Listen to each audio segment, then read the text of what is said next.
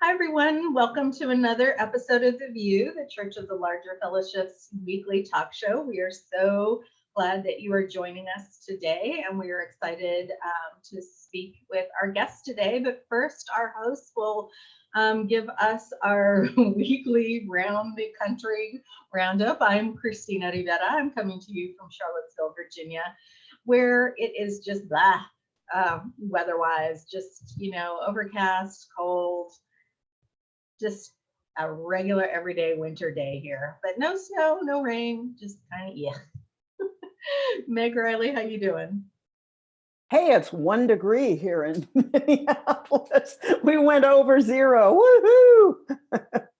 It's been cold. I was out in Albuquerque last week. I missed y'all, and it was 60 and sunny, and I could walk around without falling, and it was really nice. I came back and it was, really, really cold here. My dog, I have to beg her to go outside to pee. I think she pees icicles. Anyway, it's cold. It's Minnesota. I'm going to LA next week and I'm looking forward to it. Aisha Hauser, how are you? Hi, I'm Aisha Hauser. I'm actually in Bellevue, Washington, which is just across the lake from where I usually am in Seattle. It has been sunny the past 2 days. I've actually needed to wear sunglasses, which has not happened since November 2019, people, because it's Seattle. So it's coldish, but it's like in the 40s. So I'm kind of embarrassed to call that cold compared to 1 degree. So it's fine. Does your dog wear a coat, Meg? I'm like shivering on behalf of your dog. I have little coats for her, but she hates them even more than she hates. So right now she just runs out and runs back in. But if I take her out, yes, I make her wear these silly little coats. My dogs do that in the rain. They hate the rain, hate it. So they'll run out, do their business real quick. And even when I'm walking them, they don't even want me to go past a half a block. So anyway, that's me. I'm here in the church library, so you can see books behind me. I don't have a cool background like Clyde. Antonia, how are you? I am also in a library type space. I'm in the archives at the EU congregation at Montclair. So I am doing well. I am excited to have this conversation with Reverend Danielle and Reverend Clyde, and I will be fielding all of your questions over on YouTube. And so just ask any questions that you need to ask, and I will get them to the people that they need to get to. I can't wait to see what we have to talk about. All right, Christina, back to you. And we are lucky to have Lori Sorowski's behind the chalice for us today, just helping out on any kind of tech catastrophes that may or may not happen. You never know on The View, and you never know with YouTube and Facebook. So thanks, Lori, for being there for us. We usually do a weekly UU roundup, and I just recognized that I didn't really do any research this week to see what's going on in Unitarian Universalism. Anybody have anything that they want to give a shout out to or make note of? Well, I can say officially that Charles Dumond and I are the only candidates for moderator. So this happened a while ago, but I've been gone. So that's going to happen, I guess. I'm a little surprised. I kind of thought there'd be an election, and I'm relieved just because of my schedule. But anyway, so that's the only big news that I'm living with. Congratulations, Meg, to you and to Charles. I think it is just really exciting that you all are taking on this work, and it is definitely work. And so for folks that that don't know, the moderators are in this case, the co-moderators of the EU Board of Trustees serve as the chair of the EU Board of Trustees and the moderators for General Assembly general sessions, where we get the quote unquote business, I like to say the ministry of our Unitarian Universalist governance done. So thank you so much for your service. Meg and Charles will be co-moderators for typically it's 6 years, but this time it's 5. Is that right, Meg, to get us back on? It is. A friend of mine said, "What is it, a year?" I said, "No, 5." And she said, "Oh, you're not going to have any friends by the time it's over." Oh, no. Thank you. I'll still be your friend. Thank you, Aisha. we will be there with you. Definitely, Meg. So thank you so much. And already we've got our viewers are chiming in. George Squire says, Meg, you richly deserve it. So true. So thank you. Yeah, both. we're lucky. I'm so excited. Yeah, Unitarian Universalism is lucky. have I'm thrilled to welcome our guest today. Hold on 1 second. Antonia had something. That's right. That's right. Go, go, go. Oh, I just wanted to shout out Sarah Green, and Thrive is happening in July, and she posted that. Can somebody tell us more about Thrive and why this is so awesome? Yeah, so Thrive is what used to be Multicultural Learning School. It is a program for youth, youth of color leaders, and within Unitarian Universalism. So youth are from Rising 9th through Rising 12th, I believe it is, are encouraged to go to the UA.org website, and you can type in Thrive and find out how to apply to the program.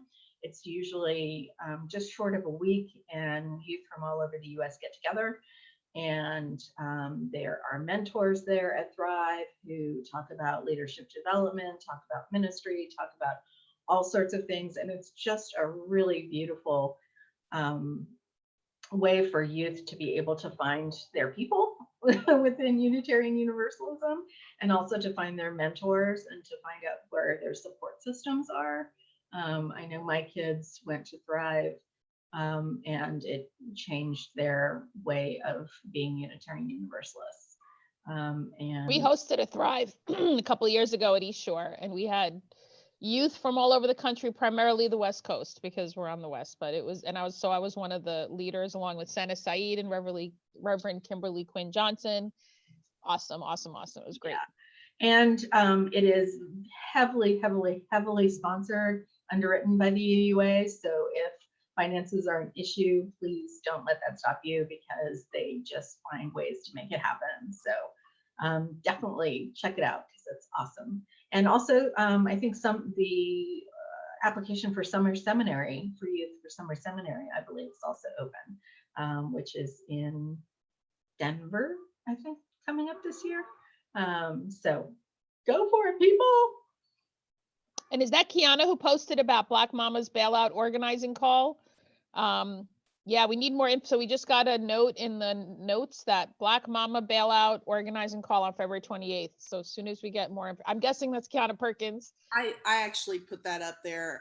Kiana definitely is the organizer for that from Black Lives of UU, but the Black Mamas bailout from key organizers are Black Lives of UU and Southerners on New Ground. The info call, the kind of an organizing call, will be next week, February 28th. You can go to Black Lives of UU's Facebook page to get more information. And the actual event is still a couple months off. So you've got plenty of time to organize in your congregations. So head over to Black Lives of UU Facebook page and get signed up for that webinar that will kick this off this year. Maybe 2 lines to describe it, Lori? Yeah, sure. So Black Mama's bailout is about getting bail money for people who are in jail and separated from their families, and to get them reunited. So it started a few years ago with trying to pool money together from people to get folks out in time for Mother's Day. And now it's expanded to pretty much a year-round effort to bail people out, many times who are in jail just because of lack of the ability to bail themselves out. So. It is one of the most satisfying things to give money to, I can imagine, that I give money to imagine reuniting a family. What could be more valuable? It is amazing, and just the organizing work that has gone on around it has been a beautiful thing to see. It really has been. And I bet it'll be a future View show. That would be a great View show. So today we have with us the Reverend Danielle DiBona, who's been serving Unitarian Universalism for over 30 years. And Danielle's the 2018 recipient award for distinguished service to the cause of Unitarian Universalism. Whoop, whoop. And is a preacher, this year's preacher for the service of the living tradition at General Assembly in Providence. I'm so excited about that because full disclosure, service of the living tradition always happens when I hit my GA lull, and so many times I just can't make it to it. So this year I'm gonna be there. It's awesome. In her quote unquote retirement, Reverend DiBona serves as the palliative care chaplain at the South Shore Hospital in Weymouth, Massachusetts. She served as a member of the UU nominating committee and on the UU Women's Federation Board. She's the former president and vice president of DRUM, which is the Diverse and Revolutionary Unitarian Universalist Multicultural Ministries, and blesses us by continuing to serve as the DRUM chaplain. Hello. She also serves on the board of the Church of the Larger Fellowship and is chaplain of the UUA Board of Trustees and at Finding Our Way Home, which is coming up. Thank you so much, Danielle. Our other guest today is the Reverend Clyde Grubbs, a Unitarian Universalist minister who has served congregations in Indiana, Quebec, and Massachusetts, Texas, Florida, and California. I love all those places. Clyde honors his family's Texas Cherokee traditions, which informs his spiritual understanding and practice, and his anti-racist and anti-oppressive commitment. He has worked for peace, justice, and equity since he was in the Unitarian Universalist Youth Movement, which was then the Liberal Religious Youth, LRY, if any of you remember. So thank you all so much. Today's topic is GA 2020, Let's Get Real. And so I'll preface it by saying GA 2020 being in Providence, about, I think it was 6 years ago now, GA was in Providence. And at this GA, we passed, can't remember if it was an action of immediate witness, I believe it was, talking about how we need to decolonize both Thanksgiving, but in particular, recognizing that we were going to be back in Providence around the 400th anniversary, quote unquote, anniversary of the landing of the Mayflower, and what it means to come into Indigenous lands with an intentional lens as Unitarian Universalists. Now, I preface this by saying that we are all on Indigenous lands here in the U.S. And so I think there's an intentionality around how you do that in the area that you live in versus when you are going to visit an area. And so that's why I kind of wanted to bring Danielle and Clyde here and just talk about that a little bit. So thank you both so much for coming. I appreciate it. And I'm just going to dive in and talk about GA 2020 and Danielle, maybe you could start us off with what you see and understand about us being there in particular.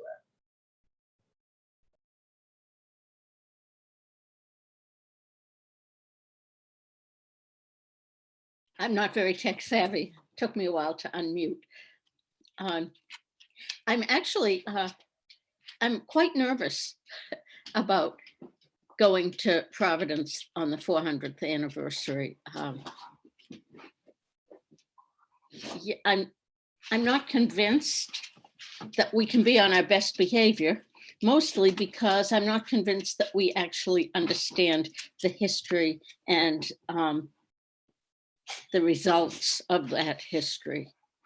And sometimes we can be a bit thoughtless. So yeah, so I'm a little concerned. I was actually in Providence this week. I was preaching at the Providence congregation, and afterwards a woman came up to me and with a big smile on her face told me how much she loves the Redskins and their name, because, you know, it's a real honor for Indian people. So that's in Providence. I set her straight. I told her we didn't care what she thought. It was unacceptable and thoughtless, and she should stop. But we're in the 21st century and we're still hearing that stuff. I'm also interested to note that this past week, one of the folks down in Mashpee had the center of his Wampanoag flag, had the center cut out of it, you know, the symbol of the tribe. And then, of course, you probably all know that the Plymouth Rock was painted red. And those two things happened at the same time, but the flag was desecrated before the rock was desecrated. So, you know, it can be very exciting. We're going to have a lot of Native things going on. There'll be a lot of opportunities to learn more about colonization and the local Native people. And it can also be a little nerve-wracking. Can you, Danielle, can you tell us, and or Clyde, can you tell us the specific people's land that we're on that are in that area? It's Well, we're- Narragansett, Yes, yeah. with Wampanoag being close, about as far as you could get. Wampanoag territory is about a bicycle ride away. Exactly. And of course, there's a lot of crossover. Yeah. Danielle, you're doing the part of the Berry Street as well as the service learning tradition. Yay. Are you going to talk about this? Is this what you plan to address? There are three of us. We'll be on a panel. We're going to talk about covenant relationships and white supremacy, decentering white supremacy, whiteness, and we'll do some on the local area, the colonization of the place we're sitting on, and the continued colonization. Yeah. So, you know, they say it's an hour, I think, but I suspect you'll be sitting there for longer than that.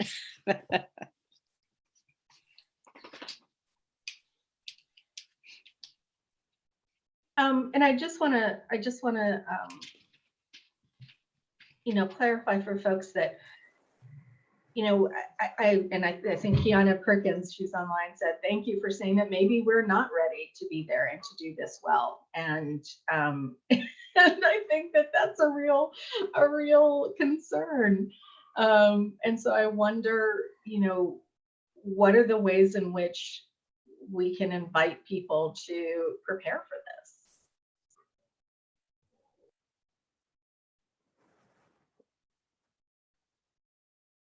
We could have a conversation about, you know, sort of the most common things that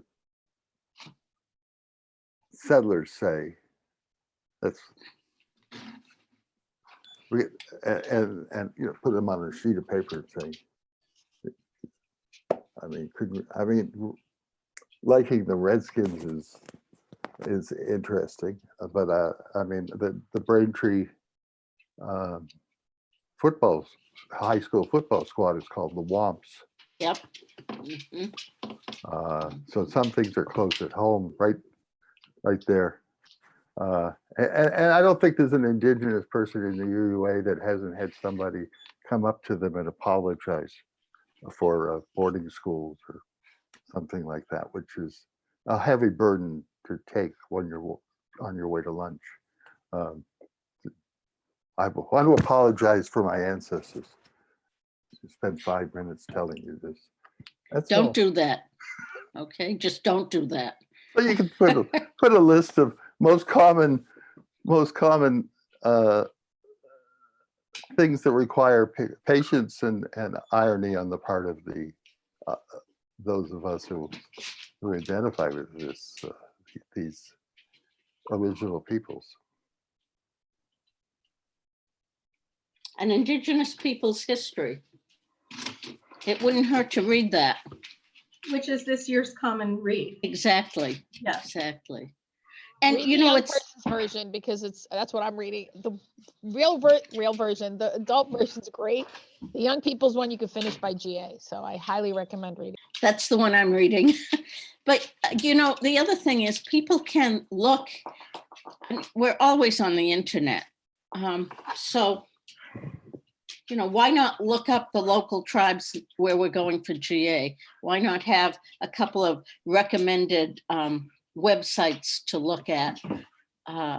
Yeah, and you know, having a list of things not to say would be Do.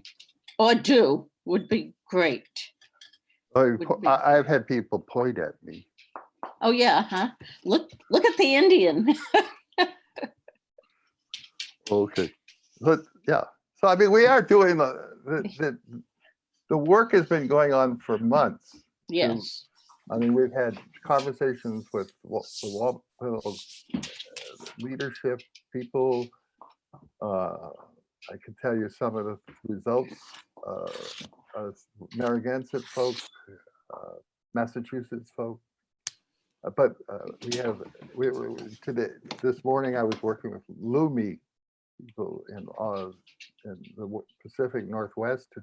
The president of the newly elected and very young president of the National Congress of American Indians is coming. We have groups, the Lakota coming, people from Oklahoma are coming. So there's the people from New York.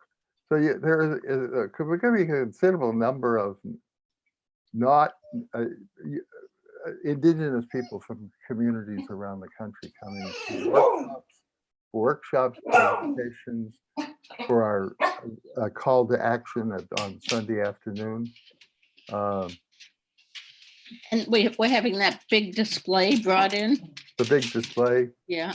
And we that's have Narragansett, right? Roxanne and is going to be there. So it's going to be good in a lot of ways. It'll be a real challenge. The question is this a one thing? My question was, I think one of the things that you know, folks from marginalized communities often experience when we're at GA and we're doing a presentation, and it sounds like there's going to be a lot of really rich content and presentation. But I think something that we all experience is after that's done, there's like a rush of people who want to come up and, in the words of one of my other POC elders, get their cookie, which is to be affirmed for how progressive they are and how much they appreciate, you know, what's gone on. And I'm wondering if there's some advice that we can give folks about that practice. Yeah, I think it could be on there is to try to overshare. Especially, I mean, one of the things that happens when we give workshops to General Assembly of people, it could tell us a bragging kind of tale about all the context they have back home. Yeah.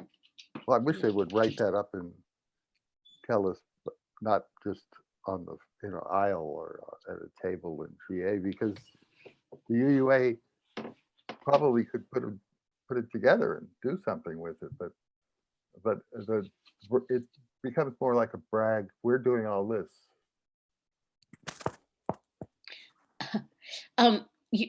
Talking about people making a rush to get their cookie. A lot of the folks that are going to be there are not UU. A lot of the Native folks are not UU. Most. And Most. We'll be outnumbered 10 to 1. So that means there'll be 40 of them. Well, no. And most Native people have a thing about personal space. I mean, most of us do, but for strangers to, get close to me, I don't know about you, Clyde, it makes me kind of, I get palpitations. And I think that's going to be an issue about people coming up, and there's so many things happening. There'll be so many people. It's going to be overwhelming. I don't know if there's an answer to that, but just let's be aware of how we approach our Native siblings.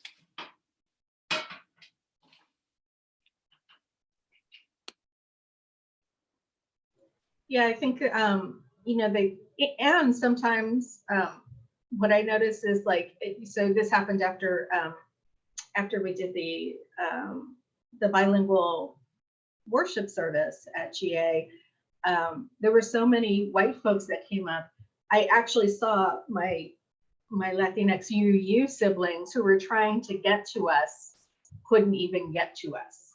They were trying to make a connection because of what we were there for, and they couldn't even we couldn't get to them, they couldn't get to us. And so, maybe taking a moment to pause and see, who really needs to interact with these people, from a shared identities standpoint, or, just taking a beat and getting the lay of the land, and, trying to really, interrogate, is this really something for me, or is this something for the person that I'm trying to approach?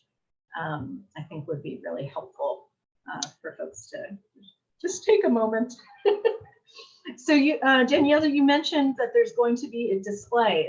Do you want to tell us more about that, or should we be anticipating it and as a surprise? Clyde? Yes. He has more info on that. I believe it's Narragansett. We've sat around a table and it is and language too, language. Language. Well, the Wampanoag have a big museum display that moves around the country. We're going to have it for all but one day at GA. Saturday, it'll because it's already been promised to someplace in Cleveland. So Friday night it gets disassembled and somehow magically appears hundreds of miles away. I'm glad I'm not doing that part, but the disassembling it. But it basically talks the story of what the Wampanoag people were and the pre-1620 experience. It's a big display, and which is something that we need to strongly talk. We're going to be talking about a lot in some of our workshops. 1/3 of all the slaves in the Western Hemisphere were indigenous from this hemisphere. So you have this, as early as 1605, there was a guy named Weymouth, there's a town named Weymouth here in Massachusetts, who came along the coast of Massachusetts and would raid villages and take indigenous peoples back. And another guy named Hull. We have a whole bunch, so large numbers of indigenous peoples had already been grabbed by slave catchers and brought into slavery. There's a Wampanoag community in Bermuda today that talks about they identify as Wampanoag, but they've been in Bermuda since 1612 or something like that. So this is a tremendous. We have the Pequot people who were we had, and a letter from the governor of Connecticut to the governor of Massachusetts, 1637, and he says we'll never develop Connecticut without slaves, and we should start a war with the Pequot, exchange them for slaves in the islands, and bring the Africans here. So it's an important part of the connection that we're going to be talking about a lot. White settler colonialism is the process of trying to enslave and remove the indigenous population and institute plantation slavery in this North American, which was part of very central part of the founding of the country, so to speak, and the conquest. So plantations were taken, people were taken into captivity. There's boarding schools and were another form of removal. So we'll be talking about all those things a lot. It will be difficult for some people to hear. Yes, yes. Clyde, can you talk about the language project? I think that's going to be part of the display. Is that right? Yes, I think the language part is the display keeps getting added to. Jessie Little Doe Bard would drive around her Hyannis, Mashpee, Massachusetts. And she'd drive around and she'd see these street signs, and you can see them all over Massachusetts. You'll see towns named Cohasset or Situate or rivers called Narragansett, or bays called Narragansett, rivers called Neponset. And you say, well, they're kind of strange names. And of course, the indigenous people of Massachusetts spoke a language that was spoken by the Narragansett people, the Wampanoag people, the Massachusetts people, the Nipmuc people. All of these people spoke this language which is the dialect of Algonquin. But nobody knew it. It had been wiped out by the Puritans. But we had records that were written in the original language for deeds or for children to be in what's called that indentured labor. So she set out to rediscover the Wampanoag language, and that was about 15 years ago. There's a movie that will be shown at General Assembly on that. And she has succeeded to the degree that she has written large numbers of translations. And at this point, we're seeing the first number of children who speak Wampanoag as their first language and probably learned English as their second language since, let's say, 1810, when the Wampanoag language started to be strongly discouraged. Schools were closed, towns were dispersed. People were put into some kind of given some job. So that's the language disappeared, wasn't used, but the names are all there. It's just Massachusetts has one that is one of those names. Connecticut is one of those names. So, yeah. Clyde, do you know how many of the so I hadn't even heard of land acknowledgements until I moved to the Northwest. That was not something that we had in New Jersey. It wasn't until very recently that I looked up where I grew up, the Lenni Lenape and the Piscataway in New Jersey and New York area.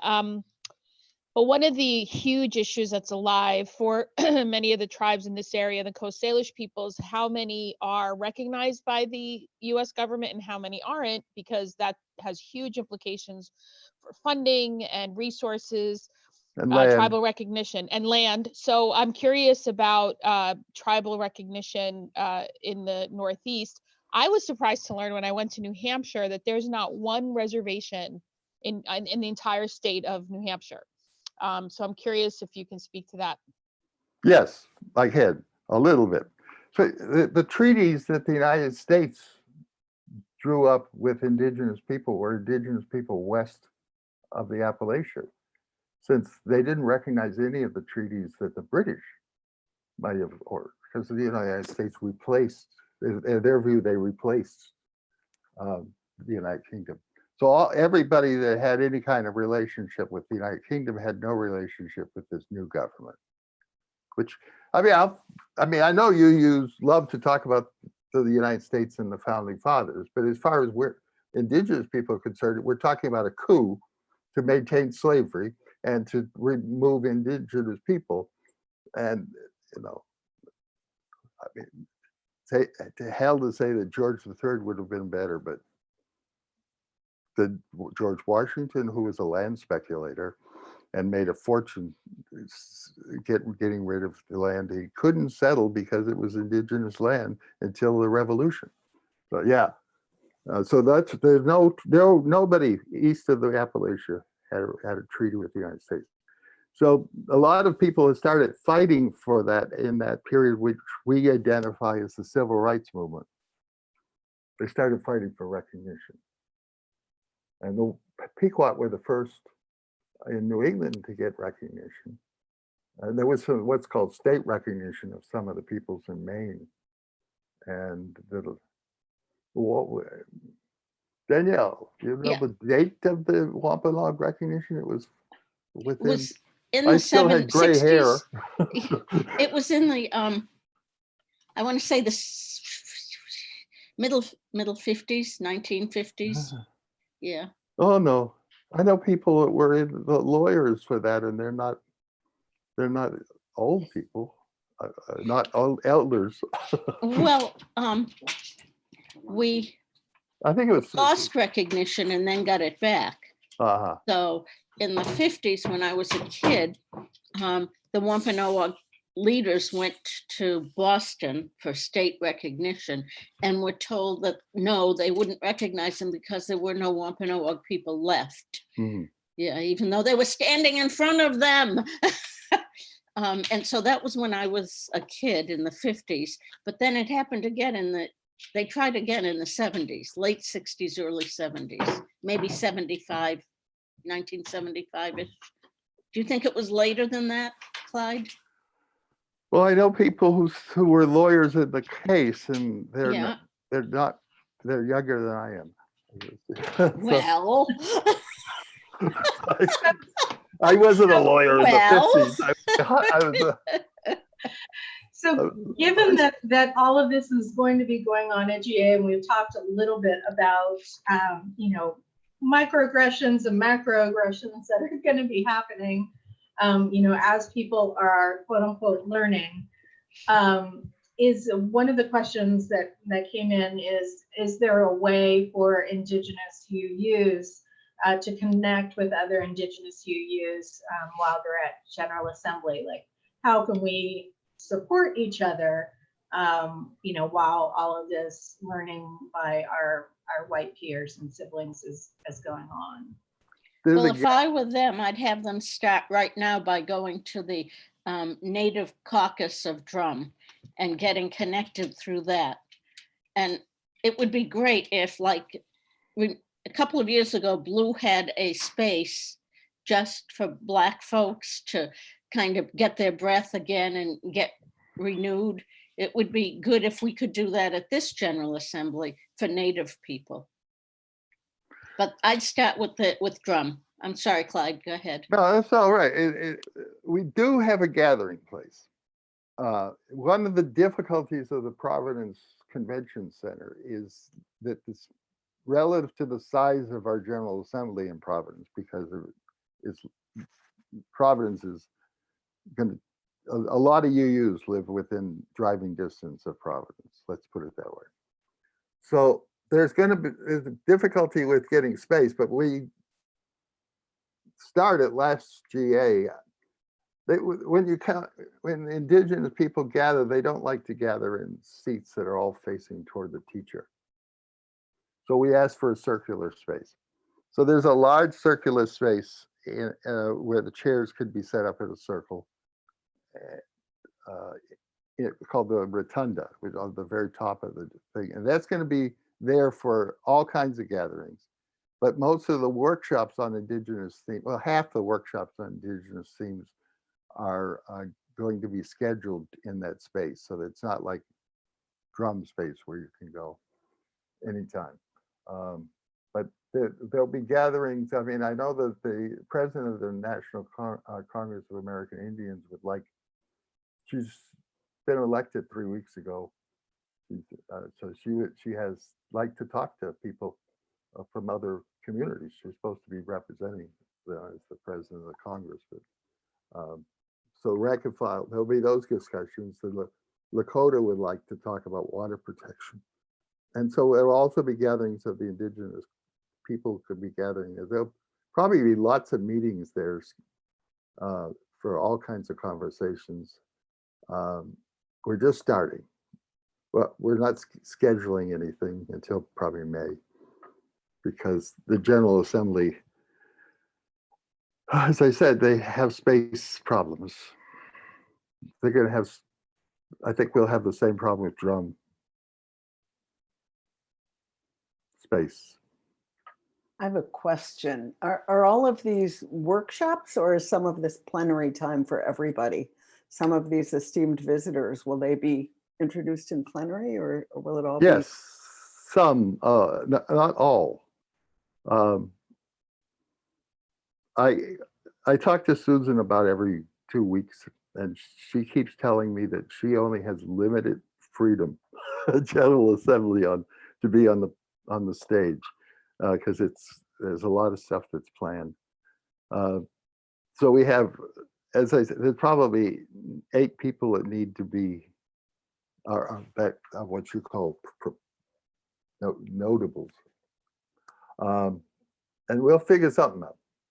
We have reserved Sunday afternoon after General Assembly officially adjourns for what originally was called a teach-in and is now called a sharing of Indigenous concerns, where people will be actually talking about water, things like that.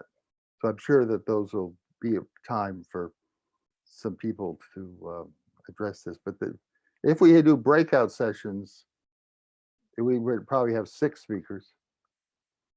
And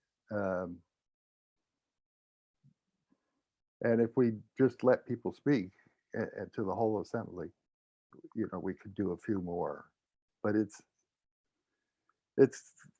back and forth trying to decide what's more productive, because if people go into breakout sessions on water protection, they might come out to be activists on water protection. So that would, even though they don't get to hear everybody. So as we continue to talk about decentering whiteness, we might want to encourage the people who are on those time schedules and limited time to think in a different way, and maybe open themselves up to the practice of decentering whiteness at our biggest gathering of the year. So maybe Susan gets to invite these people up and let them be introduced and speak a little bit, and the heck with the schedule that minute. Okay. I know that's radical as heck. No, I mean, I know. But I mean, the Women's Fed has a way to make sure that they don't get bumped, and so does the service committee. You've been doing this stuff, so Yeah. so yeah. That GA minute to minute schedule is pretty. For those of you who don't know, there is an actual GA schedule for general sessions that is literally a minute to minute schedule. And I'm not even exaggerating. It's like, at 10:51, X thing will happen until 10:59, and then it until I experienced it, I was like, wow, y'all are really, really deep into this white supremacy culture thing. So when Danielle jokes about, and Clyde jokes about, it being radical to just allow people up there to just speak, it really, in this context, it really is. But yeah, I'm sorry. Go ahead. We may have one of the ways that we're brainstorming to really get these people is to have a big reception off grid for these people to come together. So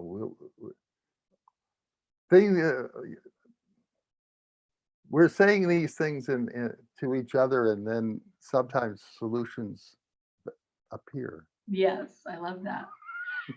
I do. That's the best, some of our best solutions appear. So one of the questions I had for you all is, we're talking a lot about, what's going to happen at General Assembly and how we need to be mindful of ourselves coming to General Assembly. and I'm always so aware that, you know, we have these experiences at General Assembly, and then folks go home back to their local congregations, and it, you know, it kind of just goes away, and nothing, like, I don't know if people always can make the connection between what goes on at General Assembly and trying to bring it home. We have a lot of folks who do, and that's fabulous. And all of you are doing that, keep doing that. It's awesome. That's exactly what General Assembly is supposed to be about. But in particular to this, I'm wondering if there's any plans for takeaways for what folks are learning at GA and being able to bring back to their congregations, because you know, I think, Clyde, you said, you know, so many of our congregations' wealth has been built on the enslavement of Indigenous and African peoples. And so I think until our congregations and their endowments are willing to start really, you know, critically investigating what that is, you know, I don't think we're really being faithful to quote unquote what we're learning. And I have this, like, in my heart, I have this concern of all of these wonderful UUs coming to GA and just taking in this experience as consumers and as entertainment, and not as like, yeah, this is really important information to learn, and then you need to go back and do something with it. So I'm just wondering what your feelings are on that kind of aspect. The materials being prepared to be what you can do at home, kind of materials. I haven't seen them because I can only do 4 or 5 things at once. But I've been told that the General Assembly planning, whoever it is that does that, the staff that does registration, is going to try to help every delegate, all 4,000 or 5,000 delegates, figure out who the original people were, where they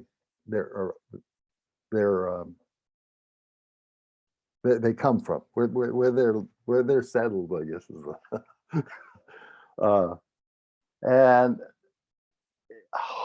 then they would be provided, if they go to that computer and plug that in and get it on that little badge.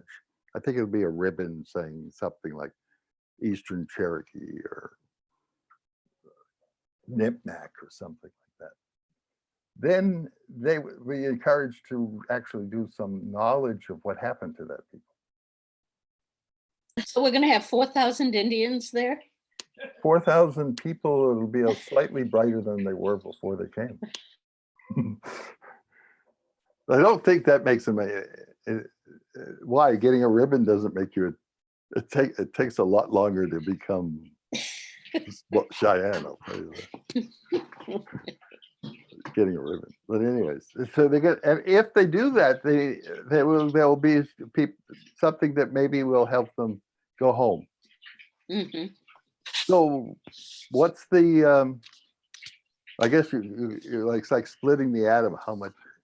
What's the halftime on activity based on that? I think there'll be a few hundred people that might do some activity when they get home.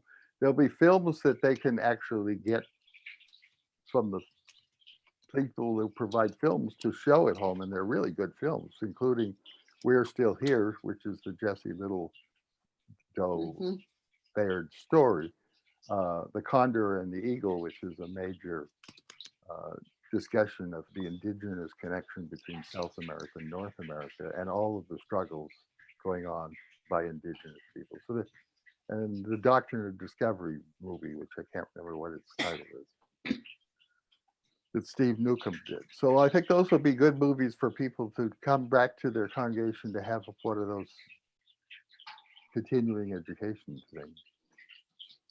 And I'm sure there will be handouts at the workshops. I'm hoping that they will be specific so that there will be a charge, as it were, that will apply to whoever's in the workshop, no matter where they live. You never know. I mean, I've had people come up to me 10 years after I left the pulpit and said that they heard something I said 10 years ago and it made a difference. And they went and did stuff. And they don't tell you right away. So we're coming close to the top of the hour, and I want to give each of you time to share anything that you haven't had a chance to say thus far about preparing people to come to General Assembly, or anything that you just want them to know about your work in Unitarian Universalism. So I want to make sure that you all had time to, if there's anything that you were wanting to say, to get it in here. Yeah, I would say that I would say to our white siblings that whiteness is always centered, and for the time that they are in Providence, for them to remember to step back, that this is really not about them.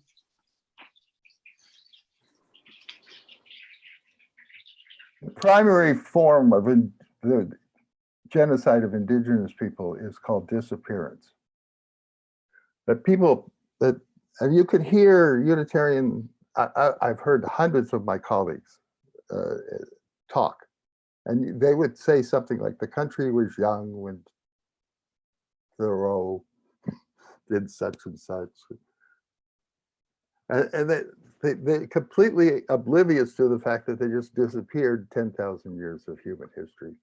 They don't know nothing about indigenous, the fact that that there were more people living in the Western Hemisphere than were living in Europe before they were exterminated. So and that to have that disappearance talked about and then brought to the consciousness, I think in itself it is a decolonizing act. The second, to know that when we start to look at the something like what the hell are we having all this problem with guns in the United States, is to know that gun culture in the United States was created to kill the Indians and to guard the African Americans who were forced labor.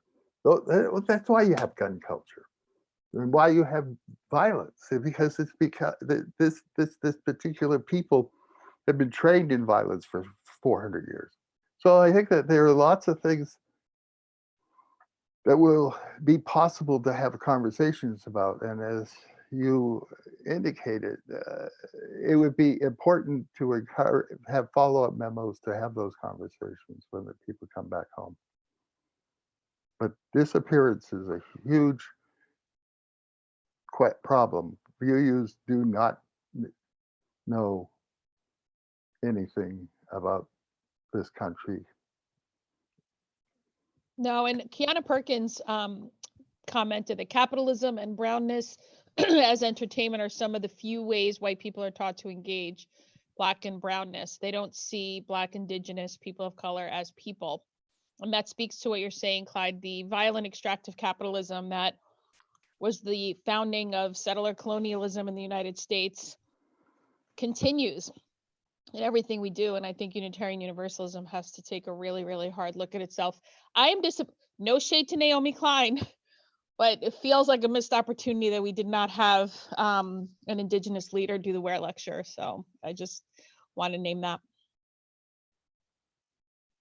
Yeah, and earlier, Danielle held up the book for an Indigenous Peoples History of the United States by Roxanne Dunbar Ortiz. And I just wanted to name that for our folks that are listening just online and couldn't see us holding up that book. That is the common read, the UUA common read this year. There's two versions available of it. One is the original version, and then this one is the for young people version, which a lot of folks are reading. I know Loretta Board is reading this as our common read this year. So there's definitely, you know, enough time to get through this one before General Assembly arrives.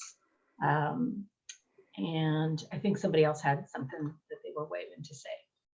I was gonna, we were talking about things that should be on that sheet of papers of things not to do.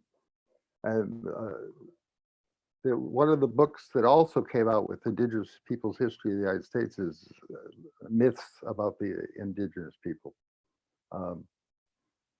So one of the myths that the Unitarian Universalists are constantly doing, and it hurts our Indigenous UUs a lot, because they come and they say, I just got told I didn't look like an Indian.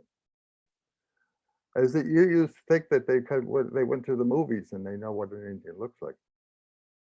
But because, so there are going to be people who are Indigenous who look somewhat African-American, what you think is an African-American look.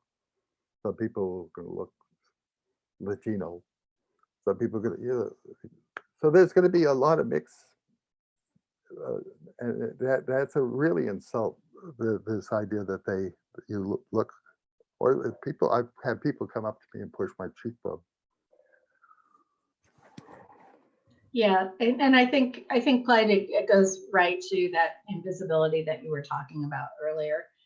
You know, we hear, you know, from our pulpits about people, you know, talking about the beginning of the country, and we hear, you know, a lot about when people are working with immigration, they're saying, well, we're all immigrants, just completely, you know, just completely making invisible the folks that were already here and the folks that were brought here against their will. So I think that, as you know, maybe the going away the going away theme from this show is, you know, try and see what you're missing, what you're making invisible by your actions, and who it is that you are trying to center in going to this General Assembly. Danielle? And, you know, don't ask the Native people that you see what they are. Or what percent? Oh, don't ask that. Yeah, I love the percentage question. That's always great. Well, I thank you so much, Danielle and Clyde, for being here and taking the time. We really appreciate it. Thanks for everybody for joining us today. And next week, we have the Church of the Larger Fellowships search committee for the new lead minister. I can say it. The Church of the Larger Fellowship is coming to talk to us, to you all, about the process of being in search for that new person after Meg Riley does a fantastic retirement. And needless to say, I will not be there for that. So I'll see you the following week. Antonia's going to take the lead. Yes. Yay! Yay. Thanks so much, everyone. Bye-bye. Okay, bye. Joy.